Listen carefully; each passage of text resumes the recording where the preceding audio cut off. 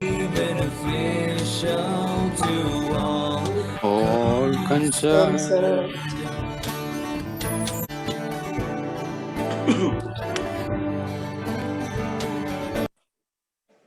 Thank you. Thank you. I hope you like this, just a new form of saying the four-way test. Yeah. Okay. Now coming to the birthdays. For the month of March, we only have two birthdays. 14th of March is Rotarian Russell Stamets and 23rd Rotarian Deepak Mittalji's. Anniversaries. No, we don't have. Induction. We welcome very, very warmly Rtn Ravina Khurana ji and very, very welcome, warm welcome to Rotarian Dr. Rajendra Wali ji to be with our Rotary family once again. Thank you, and a warm welcome to you, and hope we will always continue to be together. Now for the Rotary information, Balgram. Regarding Balgram, pleased to share with the members that Rotarian Vivek Bansalji and Rotarian Sonal Bansalji have very kindly agreed to donate shoes to the children at Balgram. Yesterday, councillors visited to collect the shoe sizes of the children and the staff. And our Rotarian Deepika Venkatesh has very kindly donated clothes for the Balgram children in the coming week. The computers, bunk beds, study desks, and computer tables will also be delivered to Balgram. And we hope to see Balgram really move forward and lead a better life and better existence, better education, better learning. The Singer Vocational Center, regarding that. At the Rotary Club of Delhi Garden City Singer Vocational Center in Majlis Park, 13 ladies are ready for the exam. Suhinder, can I interrupt here for a minute? Oloji? Do we have any other wish list for Balgram? I think soon we will have. Because there is some scope of getting some money. There is a prospective donor. So absolutely. Anything specific? Any other wish list for Balgram? Yes. Okay. We badly need funds. Anita ma'am, we'll figure out something. No, it's not a question of figure out. We are short of time. So if there is, if we do have any kind of... I'll get back to you tomorrow itself, ma'am. Let me figure it out from the councillors there. Yes. Okay. Could it be Pragyan? That will be nice. Yeah. I beg your pardon? Try and make it this evening, Pragyan. Little short. Okay. Very well. Very well. Thank you. Thank you. Rajiv, please come on a call with me. Yes. Okay. Okay, so that'll be good. Thank you, Anita. Thank you. Another 10 girls are ready to enroll for the next batch at Vocational Center, South Extension. 7 girls have passed their exam. Also at the Vocational Center, 27 girls have enrolled. They're running the center on 3. Remarkable, the kind of, how enthusiastic they all are. And they make wonderful things out of it, bags and garments and blouses and all kinds of things. And interestingly, there was self-defense training in association with the Smile India Interest and Giggles Welfare Organization. A self-defense training camp for the girls and ladies at Beverly Park in Sector 22, Dwarka was organized. The program was well attended, mainly by the ladies from the Beverly Park Society in Dwarka. Coming to the Rotary Art Fair, the pet subject. As this is a lean year, as everybody knows because of COVID, we will not be able to hold a charity ball, and the club needs funds to sustain our projects. This year, we're planning to organize the fundraiser, an online art fair, and Rotary Emerging Artist of the Year Award. We plan to launch this event on the Charter Day, which is the 11th of April. Pragyan, would you like to add something? Pragyan, where is she? She's not there. Okay. Members are requested to kindly help to collect all information of the prospective buyers and also try and get the directory of RWAs and other social clubs to whom they are attached and send it to Rajiv Taneja so that he could have them also visit the art fair. The secretaries are not ready. On Friday, the 9th, I will continue the same since I don't think Pragyan is on there. On Friday, the 19th March is a virtual fellowship. It's a lovely program being organized by our fellowship chairperson, Sunita Trivedi. Please do attend it. You will enjoy it. It's online. The usual time is 7 p.m. On Friday, the 26th of March, is a speaker meeting, and the speaker has been referred to by our past president, Sandeep Ji. He has, we are having Zorawar Daulat Singh. He's a well-known author of stature, and hopefully will talk to a club on his latest book, Power Shift, which is the Indo-China relationship in the multipolar world. Thanks to Sandeep Ji Khanna. Thank you, Ji. Now our guest speaker. It gives one great pleasure and a privilege to have our own learned and accomplished member, past president, Rtn Deepak Verma, address our club.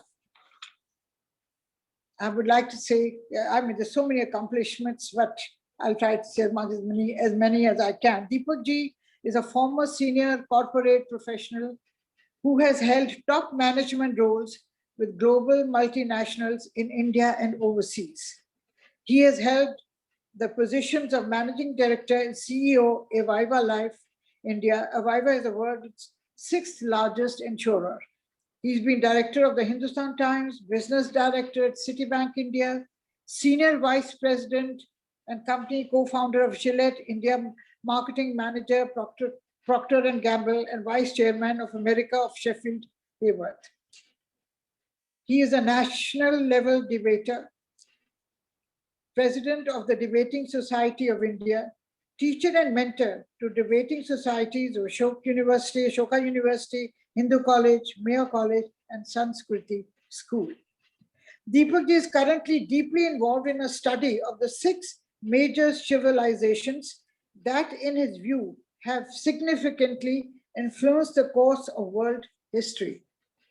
With a view to taking up a position as a social and political commentator who analyzes contemporary events through the prism of history. That's really fantastic.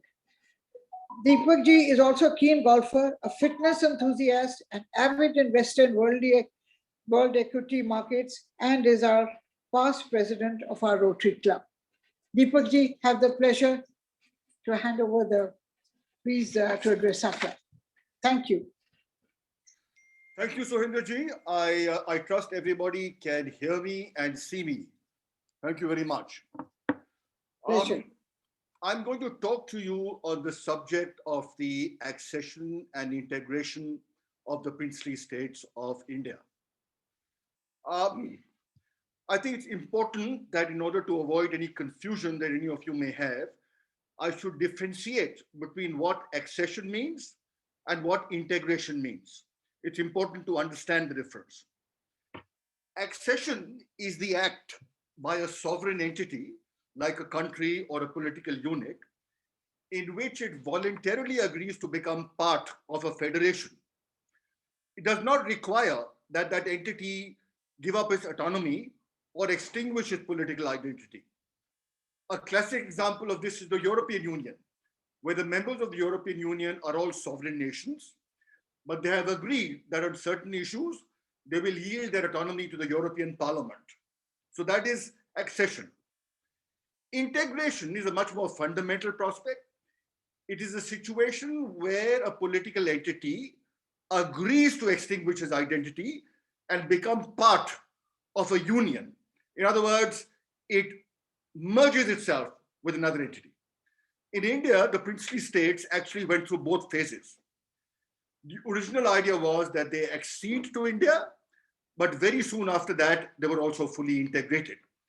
And this entire process of both accession and integration took place in the space of just 18 months. And the 3 major figures who made this possible are VP Menon, whom I'm sure almost none of you have heard of, but who deserves kudos for his incredible contribution to Indian history, Sardar Patel and Lord Mountbatten. But more on that later. Now, put up the map of India, please, Rajiv. Rajiv? Yeah. Before I proceed any further on that map, I must tell you that I have researched this subject intensively. There are 5 sources that I have read for this.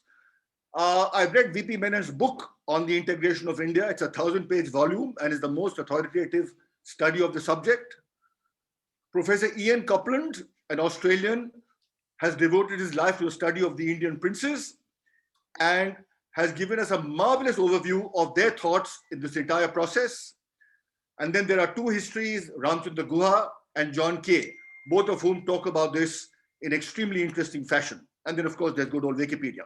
But now, that, ladies and gentlemen, is a map of the entity we now call India as it existed in 1947. Now, it looks like one India, and it was all under the British. But in reality, there were 2 distinct parts in India. The white portion that you can see is British India. It consisted of 4 provinces. These provinces were ruled directly by the British. Each province had a governor, and under the governor, there was a distinct administrative structure. The shaded areas that you see are actually princely states, 565 of them.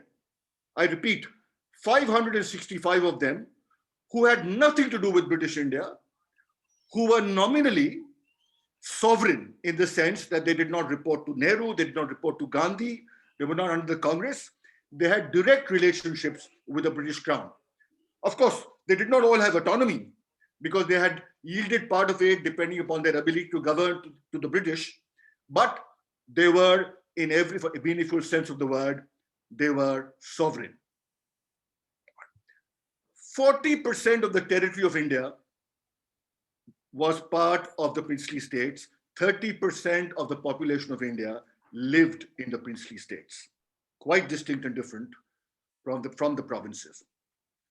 Now, these 565 states had emerged through a process of history. The 22 Rajput states, for example, first emerged on the scene in 1170 onwards. Prithviraj Chauhan, the Chaman of Ajmer, was the first one. And it is only in his time, in fact, that the Rajputs were unified. The Gaikwads of Baroda, the Scindias of Gwalior, the Holkars of Indore, and the Bhosles of Nagpur were actually tribes that were part of the Maratha Confederacy. They were chieftains, they were not kingdoms. They broke away and set up their kingdoms after the death of Shivaji and the disappearance of the Peshwas around the 1700s.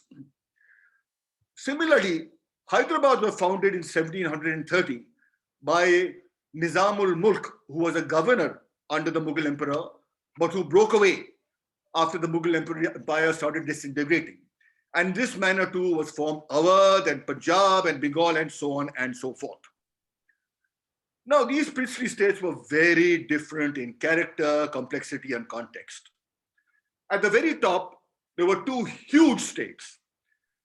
There was Jammu and Kashmir and Hyderabad. Jammu and Kashmir was 84,000 square miles in size, larger than France. Very close to it was Hyderabad. Hyderabad, believe it or not, was richer than Belgium. Its income and expenditure was higher than Belgium. And on a United Nations listing of GDP, it was the 20th wealthiest country in the world, or the 20th wealthiest kingdom in the world. Under these 2 huge gargantuan states, there were 130 large states. These were states of medium size, medium state, Jaipur, Udaipur, Baroda, Gwalior, so on and so forth.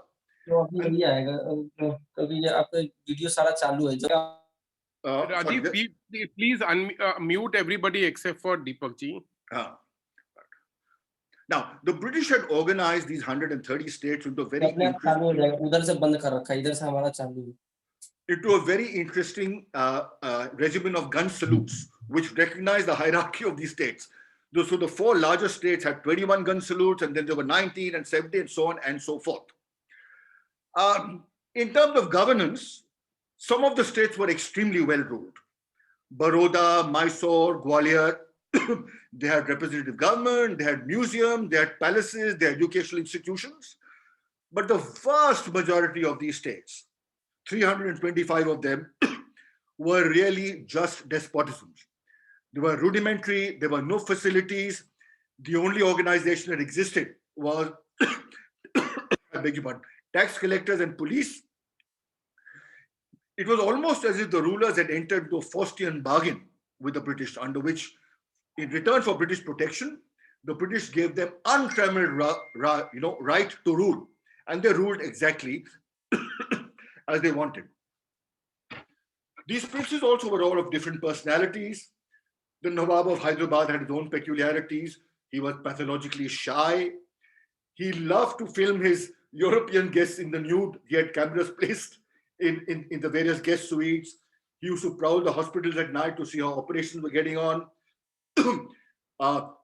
Jai Singh of Alwar and Gulab Singh of Rewa were pedophiles. They had a weakness for young boys. The Maharaj of Patiala had prodigious appetites. On the day he died, he's reputed to have 10, I beg your pardon, a 10-egg omelette. On the other side, there were very educated and elite Rajas like Dhangagedra, who had a doctor of philosophy from Oxford. Kutch was a wonderful administrator, so on and so forth. The point was that they were all exceptionally different. Now, the history of the relationship between the British Crown and these princes, and that's very important to understand as part of this process of accession and integration, actually went through two distinct eras. The first is the era that began in 1800 and ended in 1900. And I call this the era of imperial conquest and subordination. The second era, which began in 1900 and extended till 1947 till partition, is the era of alliance. I'll explain to you what both of these mean as I go forward. Now, as a backdrop, it's important to understand that the British did not come to India, as you all know, for conquest. They came to trade from the 1600s onwards. And in fact, for 100 to 120 years, their relationships with India were very peaceful. There was no fighting. They fought the French, they fought the Dutch, they fought the Portuguese, but those were fights for political influence. They didn't fight the Indians. The situation really changed for the British in India with Clive's Battle of Plassey in 1757, when Robert Clive fought Siraj Uddaula, the Nawab of Bengal. Clive fought Siraj Uddaula because the Mughal emperor had granted Calcutta to Clive and the British as an enclave. Siraj Uddaula encroached on Calcutta, and Clive fought him to restore the privileges of the British, trading privileges in Calcutta. That was Plassey. But the real nail in the coffin in which the British embedded us for 200 years was embedded in the Battle of Buxar, which took place in 1764. The Battle of Buxar was significant because it pitted Clive on the one hand against a combination of the Mughal emperor, the Nawab of Awadh, and the Nawab of Bengal. The amazing thing is, sadly, that although Clive was outnumbered 5-1, the Indians lost the battle.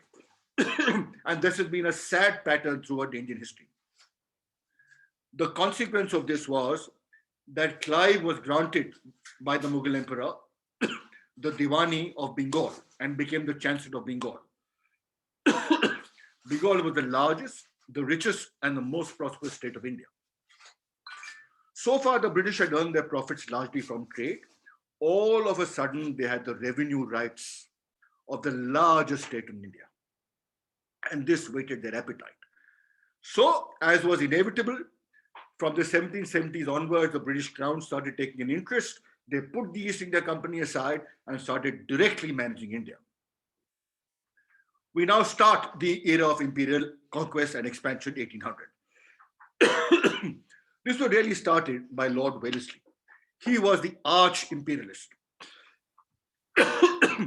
Between 1798 and 1805, he annexed, signed subsidiary alliances, which was effectively a form of subordination, with 5 of the largest states in India: Baroda, Gwalior, Hyderabad, Trivandrum, and Cochin, right?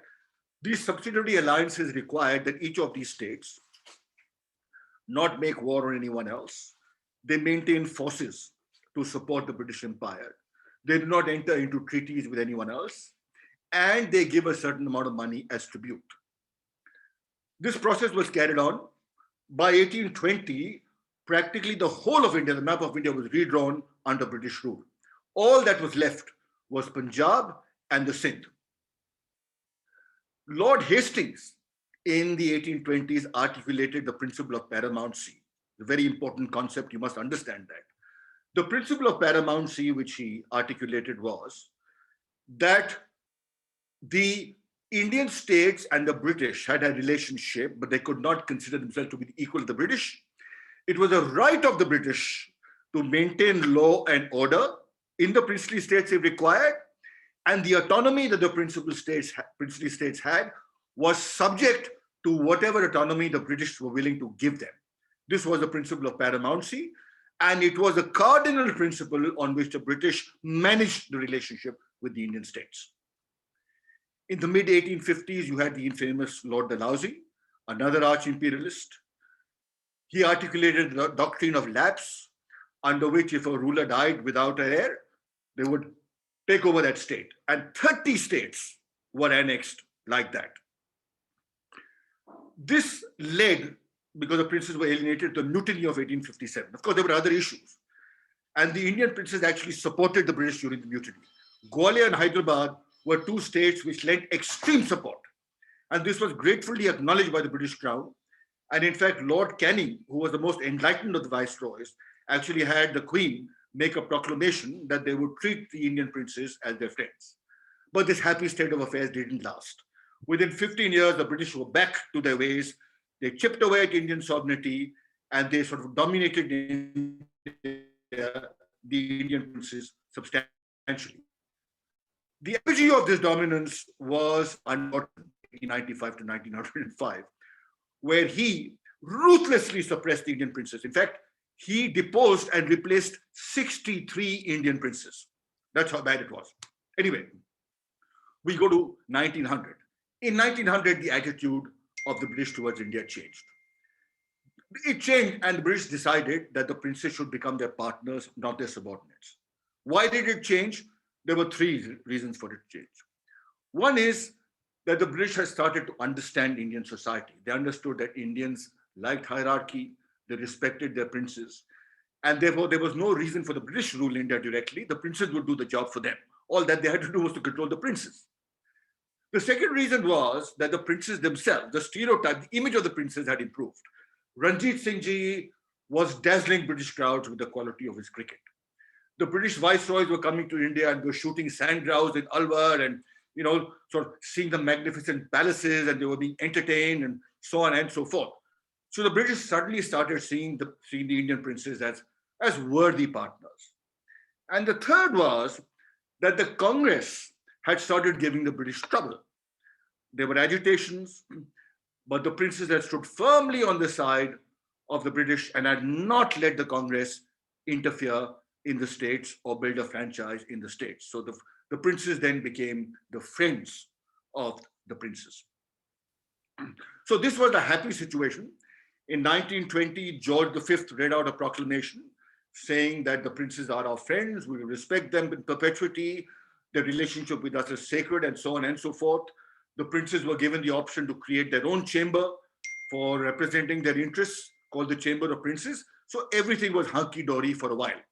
There were a couple of hiccups in between, especially when Lord Reading in the 20s came in briefly. He was a conservative, and he treated both Nabha and Hyderabad very badly. He deposed Nabha. Soinderji would be aware of that history. Nabha had a fight with Patiala. Patiala and the viceroy sided with Patiala. He deposed Nabha. But anyway, the point was that the relationship was solid. Now, at this point in time, the British, I beg your pardon, the princes started realizing that slowly and steadily, the Congress party had been able to wrest a certain amount of self-government from the British. In other words, constitutional advance was taking place.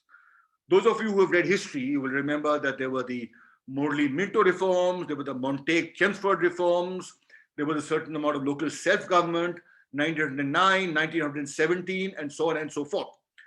Now, the princes realized that all these changes were taking place without involving them.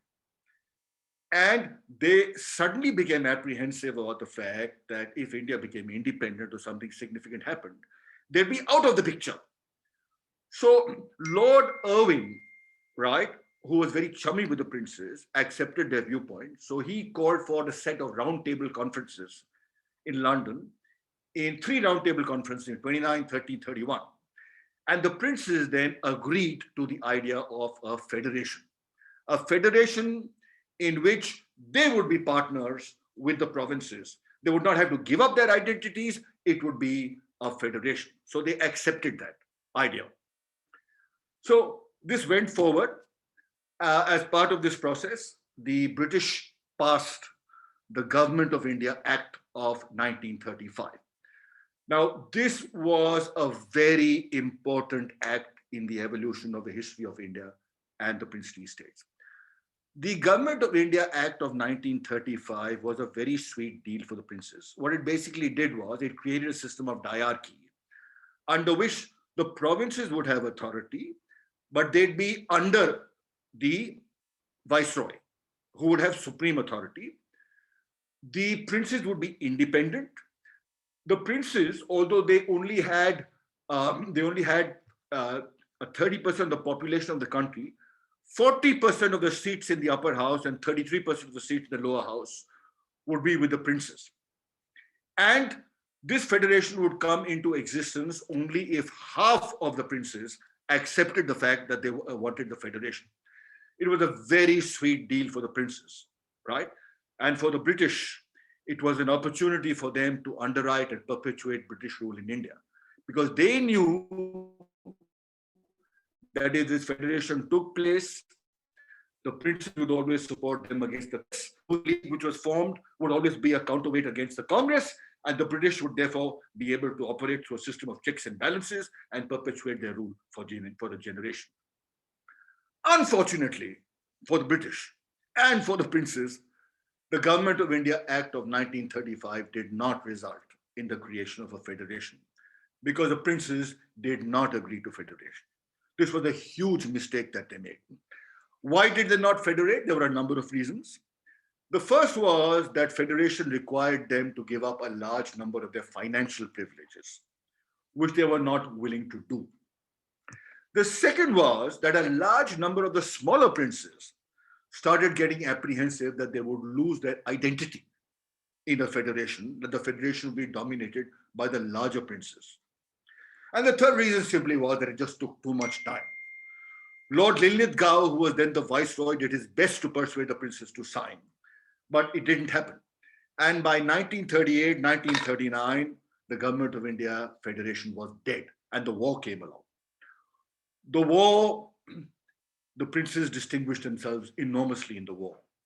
They helped the British. 500,000 men from the princely states signed up. Hyderabad gave fighter planes, Travancore gave fighter boats, Hyderabad again gave ambulances, and all the support of the princes to the British was gratefully acknowledged. Now, you all know that by the end of the Second World War, Britain had become tired. Across the world, there was a movement against colonialism. Churchill and Roosevelt in 1941 had signed the Atlantic Charter. I'm not sure how many of you are familiar with the Atlantic Charter, but the charter basically was an 8-point program, which said that we will make the world free from colonialism. Nations will have the right of self-determination, and so on and so forth. So Britain, apart from being tired, apart from being financially decimated, apart from being weak, had necessarily to give up its colonies. So Clement Attlee, who was then the prime minister, announced in 1947 that they would be willing to give dominion status to India and let India become independent. And he said that this will happen in 1948. Now, Mountbatten came in June of 1947. Clement Attlee had made this announcement in 1947, February. And Mountbatten said that no, we cannot wait till 1948 to give you independence, right? You have to do it by August 1947. They preponed it, right? And he made the announcement to the princes that you have the right to either join India, or you have the right to join Pakistan, or you have the right to remain independent. So these were the three choices given to the princes. The princes were obviously very happy because they thought that their rights would be protected. They had the choice of joining whoever they wanted, so they were extremely happy about it. Now, enter Patel, enter VP Menon. You had the awful prospect in July of 1947 of suddenly realizing that in 1 month's time, you would be granted independence. But 565 states, priestly states, had the option of either being independent or of joining you or of joining Pakistan. And there was every possibility, if they did not join or if they did not accede, that India would be fragmented, India would be truncated. There were also other fears. The other fears were that there were thousands of miles of railway that dotted the princely states.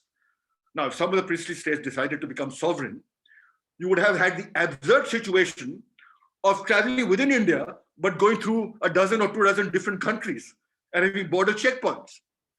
Then there was a situation where waterworks were in one princely state, but the water was supplied to other provinces. And if a princely state said that I'm not going to give you water, you wouldn't know what to do. So Patel asked VP Menon to urgently prepare a plan to see if this problem could be sorted out. Now, VP Menon was a fiercely intelligent, diminutive Malayali who'd worked his way up, who'd become constitutional advisor to Lord Mountbatten. And he was tasked with preparing a plan. So he came up with a fantastic plan. He said that, sir, we are going to ask the princely states to only accede to India on 3 subjects. Let them sign on 3 subjects: foreign affairs, defense, and communications. Now, this was actually a very, very sensible idea because as it is, the princely states did not have their own embassies in foreign countries. They did not manage foreign affairs under the British. They had small armies, but they did not have the capability of launching war. And communication, it was a small thing to give up, as long as they could keep their identities and their political sovereignty. Patel and Nehru on multiple occasions assured the princely states that if you sign the instrument of accession, you will not have to give up your sovereignty. You are only acceding to us on these 3 subjects. On all other subjects in the federal list, in the union list, in the concurrent list, you will continue to have legislative authority over your territories. So, over a period of 1.5 months, Patel and Menon did an extremely aggressive hard sell to try and get the princes to sign the instruments of accession. But the masterstroke was made by VP Menon when he went in and he persuaded Lord Mountbatten, who had come in, to jump in on the side of Patel and the Congress and try and persuade the princes to join India. Now, it is not known what motivated Mountbatten to actually take this position. But the fact is, it is speculated that he wanted to leave behind a strong and unified India. India was being seen as a counterweight to Russia and Russian ambitions out of Afghanistan, that he wanted to be remembered as a savior for India. But the point is that he jumped in on all fours and aggressively started marketing this to India. On the 25th of July, 1947, he delivered a powerful, motivating speech to the princes, the Chamber of Princes, in which he told them that it was in their interest to join the dominion that was closest to them. In most cases, it was India, that it made no sense for them to try and be independent because they'd never be able to afford it. It made no sense for them to run missions in foreign countries and be independent. They did not have the wherewithal to do it, that they would be safe, they would be protected within the Union of India. And Lord Mountbatten was a scion of the House of Windsor, the royal family. He was very influential. Many of the princes, based on Mountbatten's fabulous speech, which I have heard parts of, were swayed and signed. Now, there were 6 states that gave trouble. 6 states that gave serious trouble. Travancore, Bhopal, Jodhpur, Junagadh, Hyderabad, and Jammu and Kashmir. 6 states that gave trouble. And each of these, it's a story in itself. Travancore had always wanted to be independent.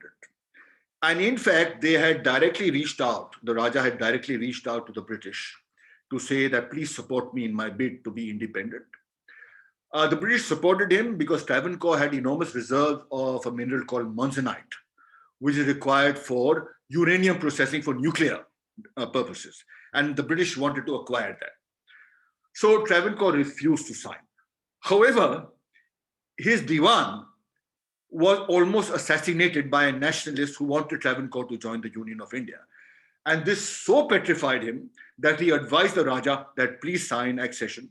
So the Raja signed the accession. In Bhopal's case, Habibullah, the Nawab of Bhopal, who emerged as a very powerful, intelligent, articulate figure, had become a great admirer of Pakistan and very close to Jinnah. He was very friendly with Mountbatten. He saw this decision of Mountbatten as a betrayal of the Muslims. He tried his best to get Mountbatten to revert the decision. Mountbatten refused, said no, it must happen.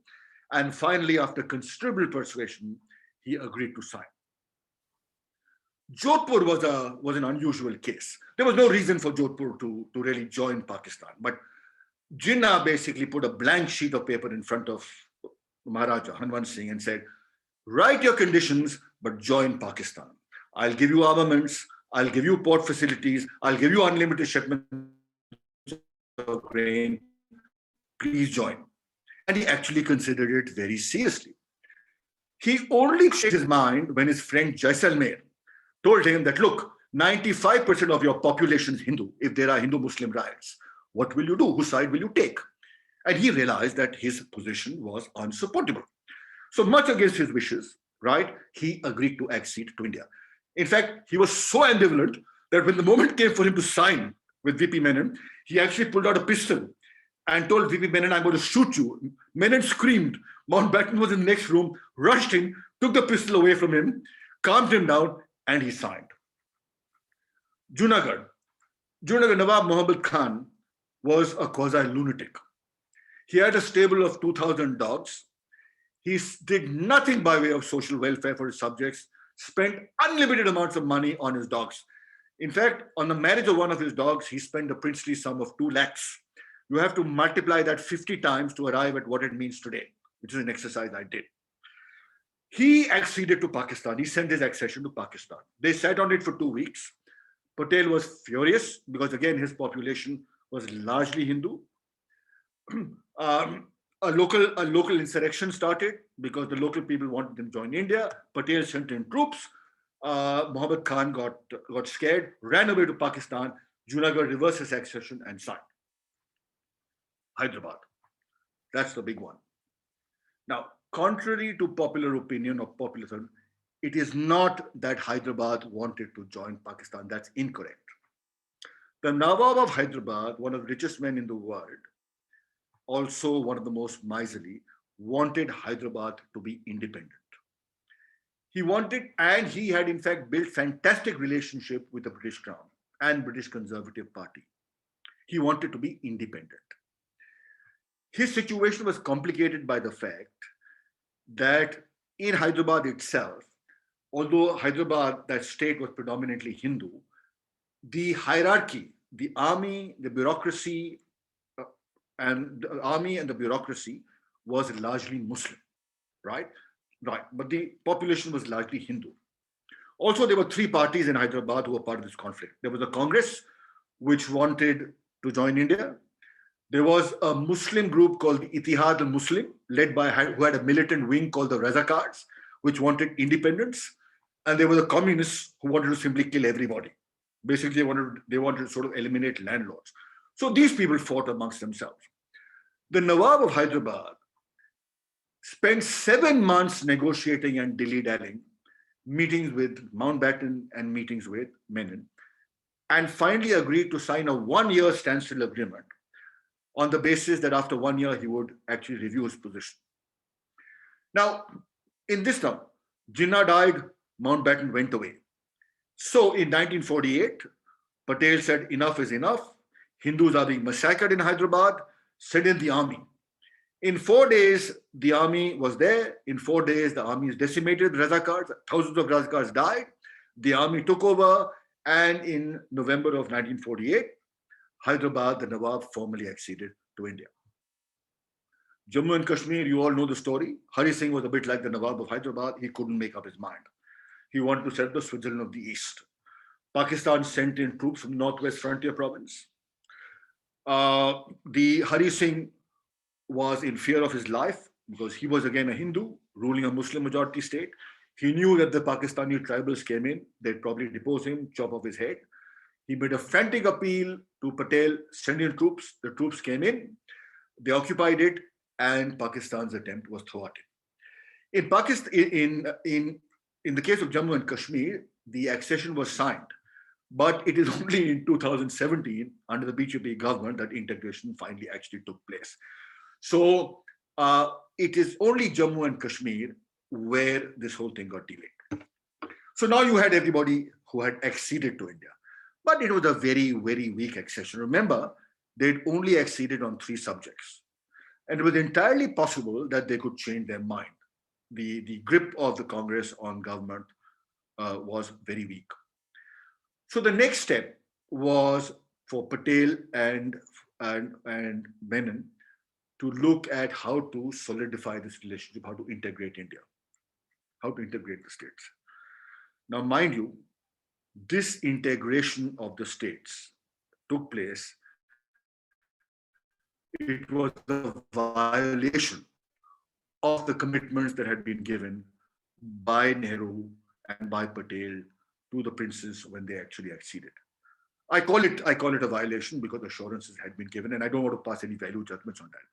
But the point is that within a year and a half, right, Patel, or rather Menon working under Patel, successfully persuaded all these states to actually give up all their rights, all their legislative authorities, and become part of India. Now, how was this done? So there were 3 steps in this. There were 200, as I said, small states, tiny little states, which were dotted within the provinces. I told you that there were 4 provinces. These 200 small states were merged into the provinces. They became part of the provinces, and they disappeared. They simply disappeared in a very short period. The bigger challenge was what to do with the 130 large states, along with their peripheral surroundings. There were about 300 of them. Now, this is where there was a fascinating piece of political and legal re-engineering. What Menon did was that he orchestrated, after discussions with these states, a series of mergers under which 6 princely unions were created. The first such union was Saurashtra, where 200 small states, right, merged together to create the Saurashtra Union. I repeat, 200 small states were merged together to create the Saurashtra Union. And the head of the largest state there, Junagadh, was made the Raj Pramukh, which was the equivalent of the governor. Very cleverly, when this union took place, the Raj Pramukh was asked to sign a fresh instrument of accession. Under the fresh instrument of accession, the union, the princely union, acceded on all subjects to the union government. So it was not just foreign affairs or defense or communication. All legislative authority progressively was ceded to the union government. He next did this for Rajasthan. The 22 states in Rajasthan were then merged. They actually went through a series of 5 mergers. 3 small states merged, and they merged with the larger state, and so on and so forth progressively. And finally, the state of Rajasthan was created. 11 states were merged in Punjab to create PEPSU. 34 states were merged to create Madhya Bharat. 40 states were merged to create Vindhya Bharat. And Travancore and Cochin were merged to create Travancore-Cochin. Each time a merger took place, a fresh IOU was signed, and that fresh IOU resulted in ceding all authorities to the union government.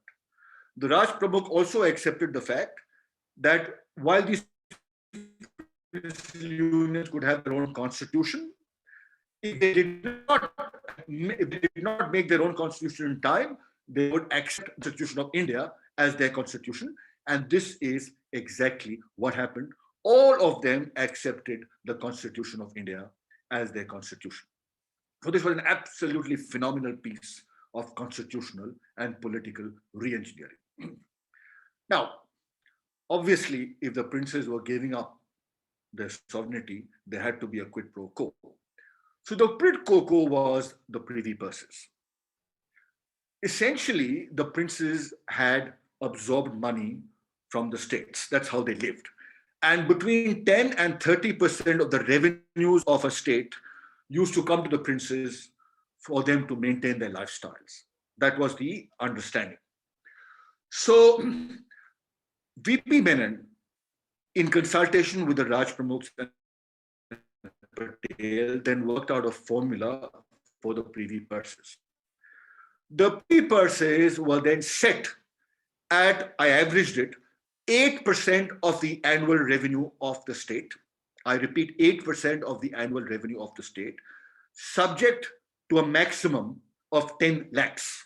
So 10 lakhs was a maximum privy purse agreed, except in the case of the 11 larger states where there was individual bilateral one-on-one negotiations and a higher amount was fixed as the privy purse.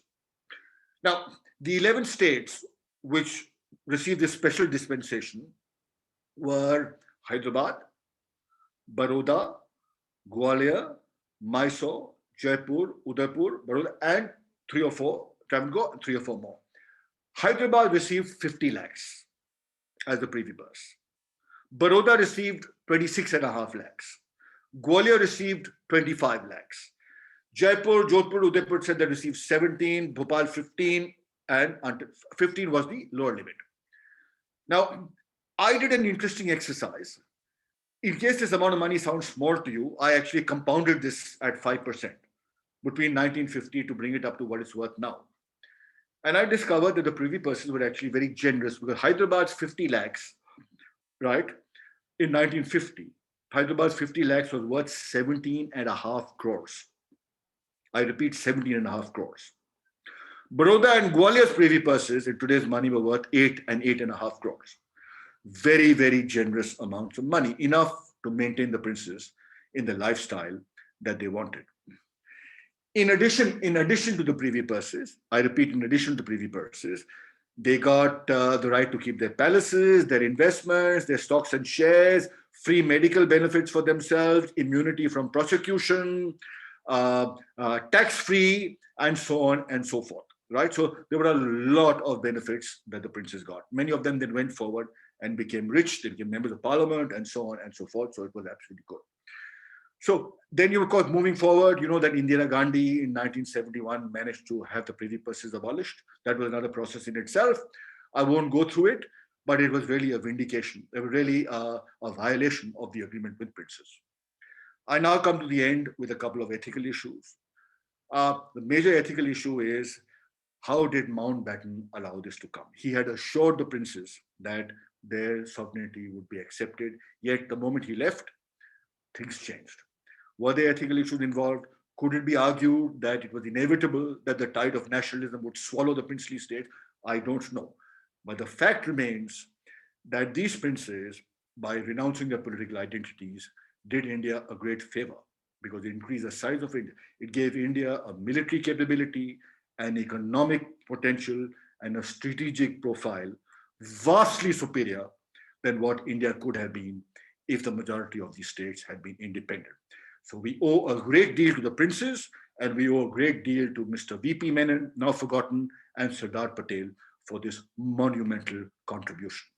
I am now open to questions.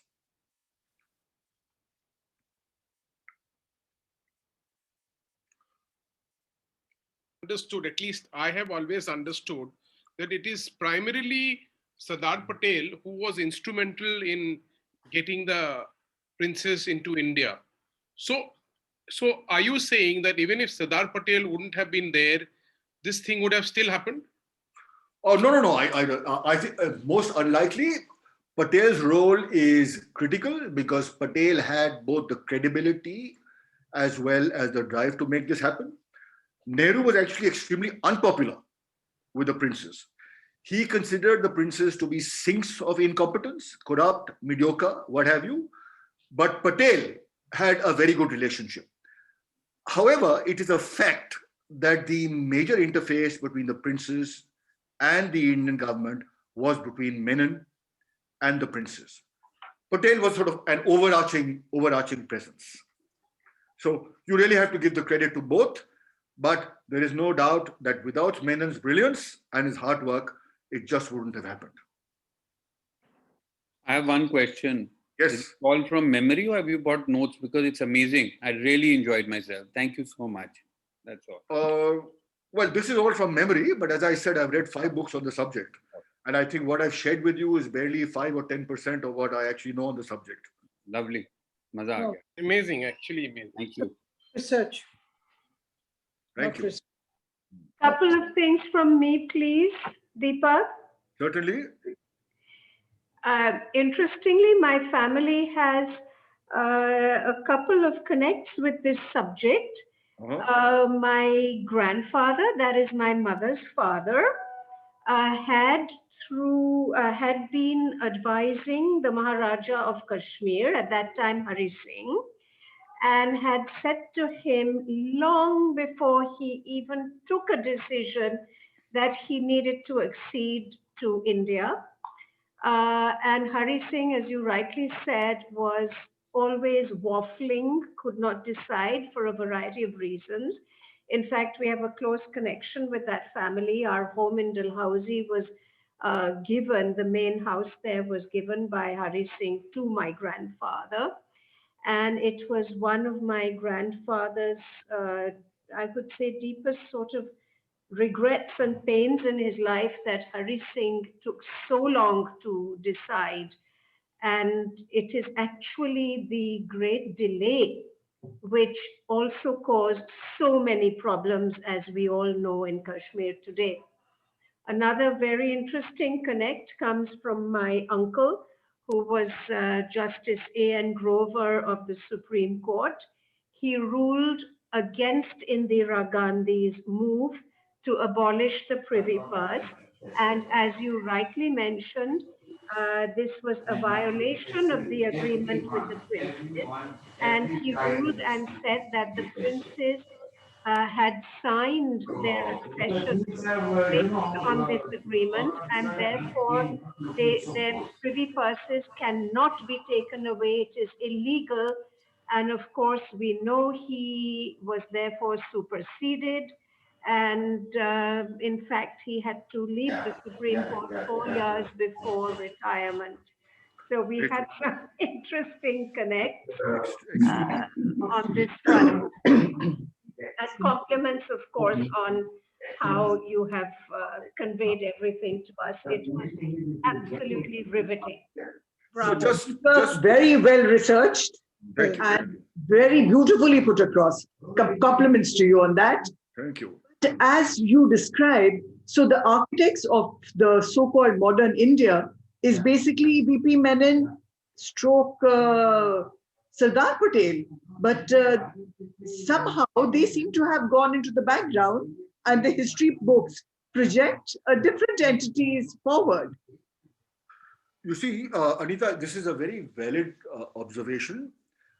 If Patel had not died within a couple of years of independence, the situation would have been very different if he'd stayed on. And he could very well have vied with Nehru for prime ministership. Nehru's legacy endures because his line, Nehru, Indira, Rajiv, right, endured. So there has been this sort of glorification of the Nehru family, which is actually worked parallelly with the long and lingering death of the Congress party, which is very unfortunate. I personally regret Sardar Patel's early demise. I hate to say this. I'm an admirer of Nehru for his commitment to democracy and secularism, but I did think that he made a number of very bad decisions. Not just on foreign policy, which consequences we pay now. I actually believe that the decision to offer universal adult suffrage is the worst decision that he could possibly have made. But anyway, so much for that. I have a question. Finish, Anita. Finish what you're saying. Yes, please. Go ahead, Reena. No, please finish your thought. Go ahead. I was thinking as you were speaking that, another person who is maybe received more than his due is Lord Mountbatten. When you think about, his whole role over partition and, the way he sort of is trying to, not thinking about India's viability for the future, but allowing the princely states to have these illusions about their viability. I think that history has to look at him and have a revisionistic view about his whole, this whole grand figure that we have of this myth of Lord Mountbatten. Well said, Reena. Reena, having said that, you'd be interested to know that Lord Mountbatten actually is a very controversial figure. He's considered to be, many people consider him to be vain, arrogant. A lot of his morality was in question. Both him and his wife have been criticized for extramarital relationships. So yes, he has he has a lot of gray areas around that halo of his. I mean, I have not read Ziegler's biography of Mountbatten. It's worth reading, but definitely his whole persona and role are open to a lot of questions. Yeah, maybe that was his revenge on Nehru. Who knows? For Edwina.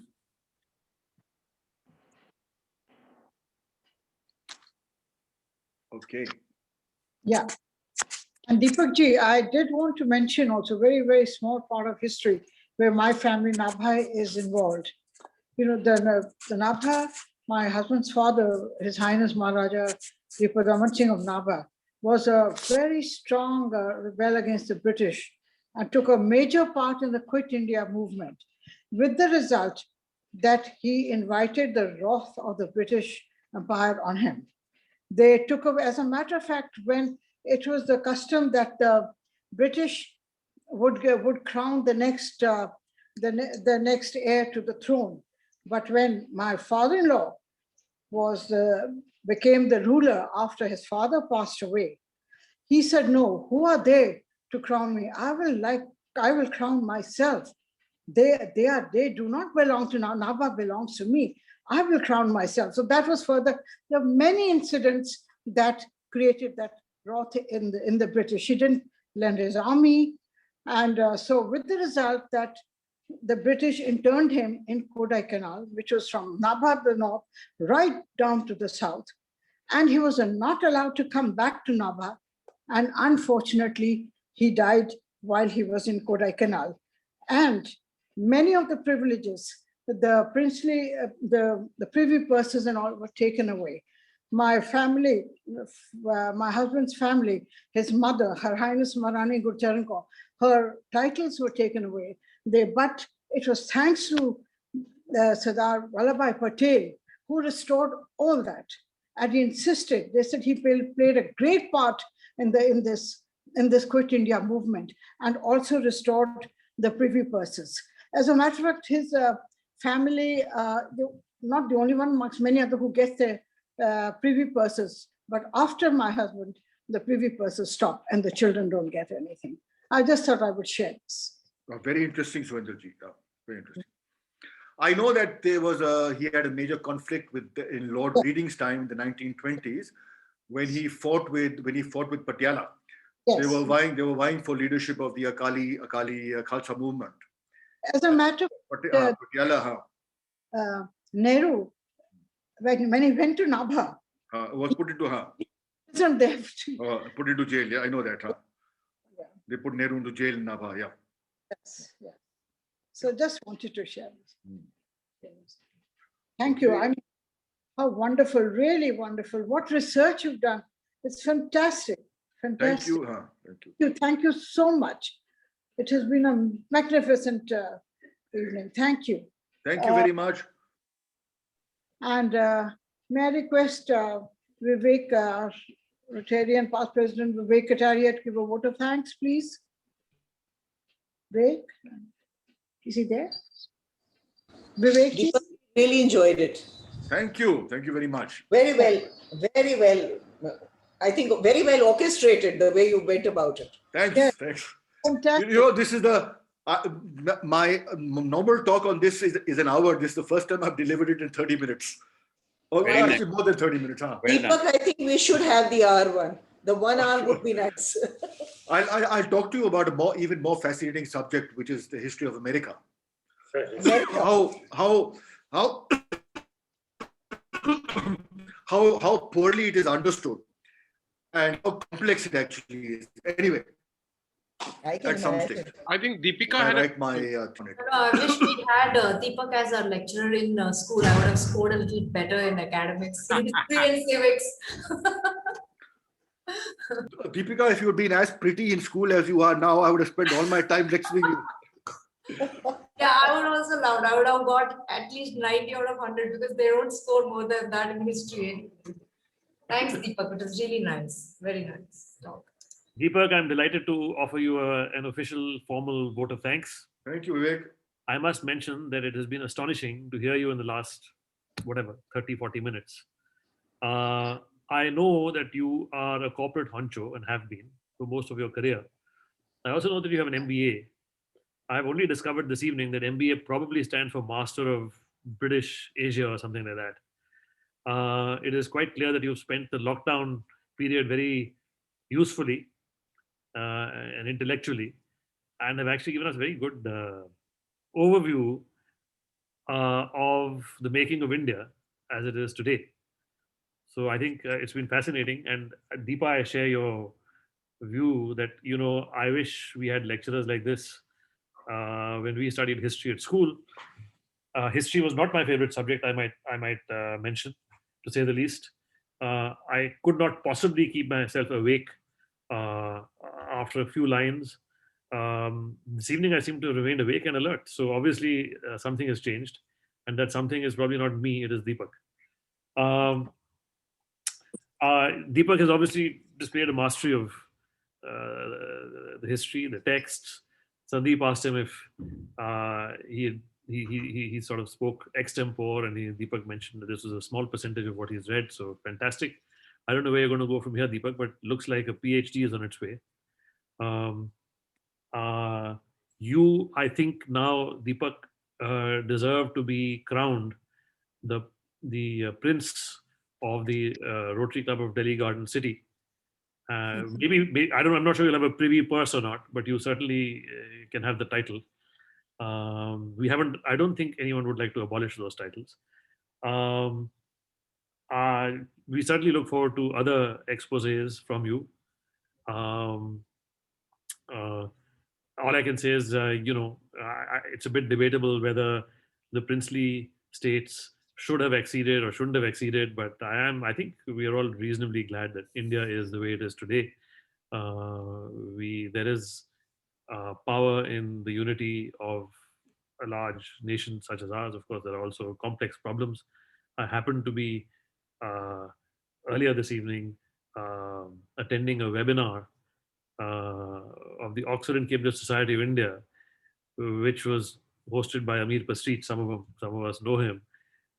And it is astonishing to it is actually almost despairing to see the kind of issues we have on things like legal case pendencies, etc. And what a shambles the legal system is, not because of the qualifications of the judges and all that, and the lawyers, but because of course, lawyers we strongly question. We've seen some of them in our club, but because of the system, that the way it exists. So we have deep problems in India, and I hope we can sort them out. But obviously, we are proud of the India that we live in. And it's very interesting to hear what some of the stuff that went into the makings of it. Deepak, you've obviously braved a sore throat, and not let that stop you from giving us a lot of entertainment this evening. And thank you very much. I wish we could actually have been together in person so that we could have presented you with a traditional plant or something of that sort, or something from the singer. We acknowledge it, gift, it will soon be there with him. Yeah, wonderful. So our president has already taken care of that. Thank you very much. By the way, we are privileged, I think, especially in a meeting like this, to have Rani Suhinder Nabha here with us, who is an embodiment of, yes, the royalty in the princely states, and I'm sure we would all love to hear more about the history and the anecdotes.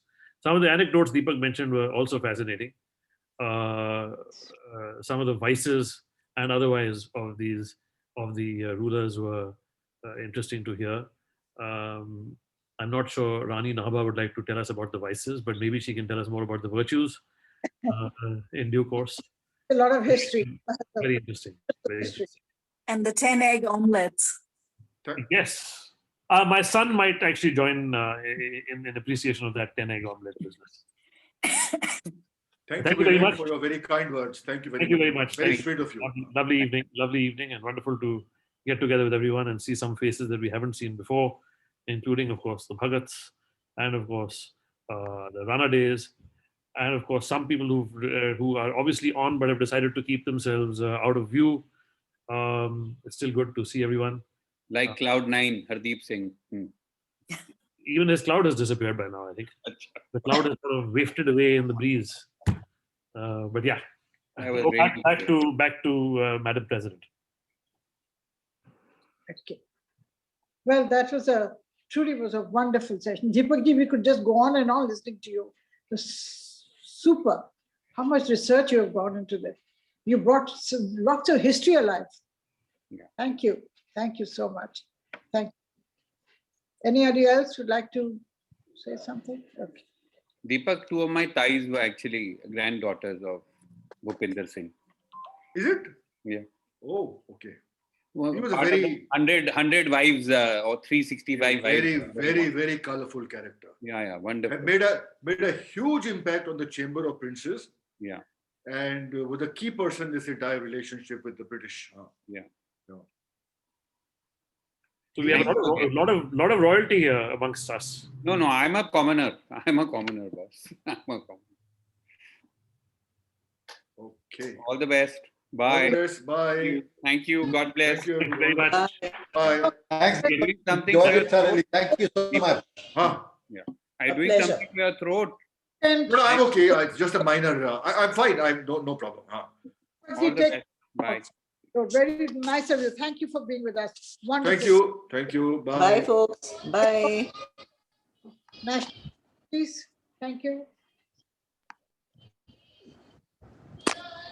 जनगण मन अधिनायक जय हे भारत भाग्य विधाता पंजाब सिंध गुजरात मराठा द्राविड उत्कल बंगा विंध्य हिमाचल यमुना गंगा उच्चल जलधि तरंगा तव शुभ नामे जागे तव शुभ आशीष मागे गाहे तव जय गाथा जन गण मंगलदायक जय हे भारत भाग्य विधाता जय हे जय हे जय हे जय जय जय जय हे